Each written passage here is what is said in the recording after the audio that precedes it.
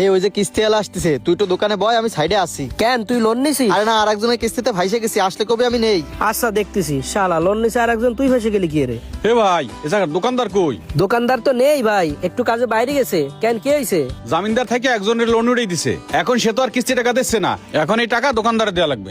জামিনদার হয়েছে এই জন্যই কি এই দোকানদারের কিস্তির টাকা দেওয়া লাগবে নাকি? যে লোন নিছে আপনি তার কাছে যা কিস্তির টাকা চান। আরে ভাই, তার কাছেই তো আগে গেছিলাম, সে কি কি বলেছে তাহলে শোনেন। আপনি যে 1 লাখ টাকা লোন নিয়ে দুটো কিস্তি দিয়ে যে হারাই গেলেন, আপনারা তো আর খুঁজেই পাওয়া যাচ্ছে না। এখন আপনার প্রায় 8 কিস্তি খেলাপি পড়ে গেছে। গত মাসেও অফিস আমার বেতন থেকে টাকা কেটে নিছে, এখন এগুলো দ্রুত পরিশোধ করেন। আমি 2টা কিস্তি দিছি, আর কোনো কিস্তি দিতে পারবো না। যদি আপনার কিছু করার থাকে করে নিয়েন। এটা আপনি কেমন কথা বললেন? কিস্তি দিতে পারবেন না তাহলে লোন নিছেন কেন? সব জায়গায় গাড়ি জোর দেখাইলে হয় না। লোন দেওয়ার সময় তো আপনারা জামিনদার ছাড়া লোন দেন না। এখন যান সেই জামিনদারের কাছে যে বুঝে বেড়ান, আমি আর কোনো টাকা পয়সা দিতে পারবো না। আপনাদের মতো কিছু মানুষের লোন দেওয়ার কারণে বিপদে পড়ি আমরা। প্রতি মাসে মাসে আমাদের বেতন থেকে টাকা কেটে নেয়। চাকরি করতে এসেই বড় ভুল করেছি। যে লোন নিছে সেই কথা বলিছে, যে জামিনদারের কাছ থেকে বুঝে নিতে। এখন তো জামিনদারের টাকা দেয়াই লাগবে। আচ্ছা ঠিক আছে, আপনাকে ঝামেলা বুঝতে পারিছি। এখন এই ঝামেলা বাড়ায় তো লাভ নেই, একটা সমাধানের ব্যবস্থা করা লাগবে। আমি দেখতেছি।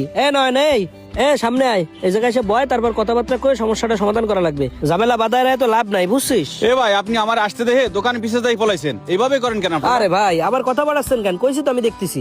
আচ্ছা শোন, তুই জামিনদার থাকে যারা লোন উঠাই দিছিস, সে তো এখন কিস্তির টাকা দিতে চাচ্ছে না। ওনারে পাঠাইছে তোর কাছে, সে তো তোর গাড়ির উপর চাপাই দিতে চাচ্ছে। এগুলো করতেছে কি জন্য? ওনার সাথে আমার একটু ঝামেলা হয়েছে, আমার দোকানেতে বাকি খায় মেলা টাকা পাওনা হয়েছে, সেই টাকা চাইছি পর আমার সাথে জ্ঞান বাধাই দিছে। এই জন্যই মনে হয় আমার ফাঁসাই দিতে চাচ্ছে।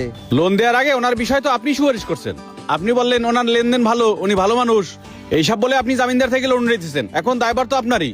আরে ভাই, উনি বিপদে পড়িল, ওনার ইমার্জেন্সি টাকা লাগবে, এই জন্য আমি সুপারিশ করে ওনার একটু উপকার করেছি। এখন উপকার করে যে আমি বিপদে পড়ে যাব, এ জানলে তো আমি উপকার করতাম না। আচ্ছা শোন, যা হওয়ার হয়েছে, এখন এই বিষয়টা তো সমাধান করা লাগবে। তাইলে তুই চল, আমরা যাই ওই লোকের সাথে সামনাসামনি কথা কয়ে তারপরে একটা সমাধান করবানি। চল। না না, ওনার সাথে আমার ঝামেলা, ওনার সামনে আমি যাব না। আরে এটা কোনো কথা? তুই না গেলেই সমাধান হবে কিভাবে? ভাই তাহলে আপনি চলেন, সামনাসামনি একটু কথা বলে ঝামেলাটা একটু মিটাই দেন। আচ্ছা ঠিক আছে, চলেন, দেখি আমি যাই দেখতেছি। হয় তোরাই যা। আচ্ছা তুই দোকানে বয়। ভাই চলেন। শোনেন, ওই যে নয়ন শ্যামলাডা, ও আপনারে 1 লাখ টাকা লোন উঠাই দিছে জামিনদার থাকে আপনার উপকার করার জন্য। তা আপনি এখন ওই ছেলেটারে বিপদে ফেলাই দিয়েছেন কি জন্য? তা বিপদে পড়বে না, সামান্য কয়টা চাহার জন্য আমার সাথে ঝামেলা করলো। এইবার বুঝুক কেমন লাগে। ভাই, আপনাদের নিজেদের ঝামেলার মধ্যে আমারও তো বিপদে ফেলাই দিচ্ছেন। আপনারা ঠিক মতো কিস্তি টাকা দিচ্ছেন না, অফিস মাসে মাসে আমার বেতন থেকে টাকা কেটে নিচ্ছে। আমার চাকরি নিয়ে হচ্ছে ঝামেলা। হ্যাঁ, এই লোকটাও তো বিপদে পড়েছে আপনার জন্য। আপনি নয়নরে ঝামেলায় ফেলাইছেন, এই লোকটা বিপদে ফেলাইছেন। এইগুলো কেন করতেছেন? আপনি লোন নিছেন, কিস্তিগুলো ঠিক মতো পরিশোধ করেন। আচ্ছা, টাকা আস্তে আস্তে দিয়ে দিবানি। আর নয়ন রে কয়ো আমার সাথে আর জানি বাড়াবাড়ি করতে না আসে, এর ফল কিন্তু ভালো হবে না।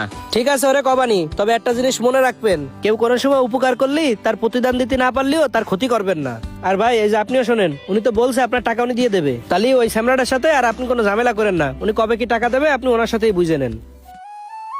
মানুষের উপকার করতে যে এভাবেই বিপদে পড়ে অনেক মানুষ, তাই কোনো কিছু করার আগে চিন্তা ভাবনা করেই করা উচিত।